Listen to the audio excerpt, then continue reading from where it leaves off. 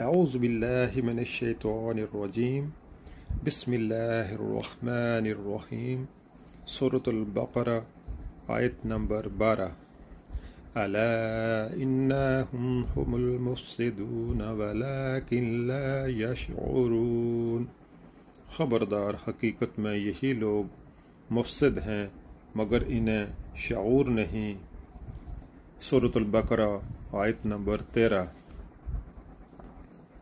وَإِذَا قِيلَ لَهُمْ آمِنُوا كَمَا آمَنَ النَّاسُ قَالُوا أَنُؤْمِنُ كَمَا آمَنَ السُّفَهَاءُ أَلَا إِنَّهُمْ هُمُ السُّفَهَاءُ وَلَكِنْ لَا يَعْلَمُونَ۔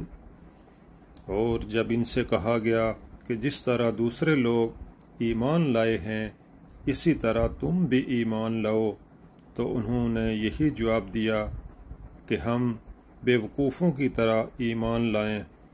خبردار حقیقت میں تو یہ لوگ خود بے وقوف ہیں مگر یہ جانتے نہیں ہیں۔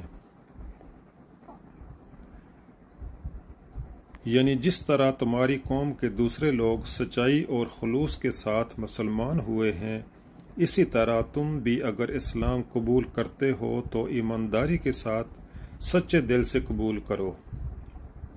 وہ اپنے نزدیک ان لوگوں کو بے وقوف سمجھتے تھے جو سچائی کے ساتھ اسلام قبول کر کے اپنے آپ کو تکلیفوں اور مشقتوں اور خطرات میں مبتلا کر رہے تھے۔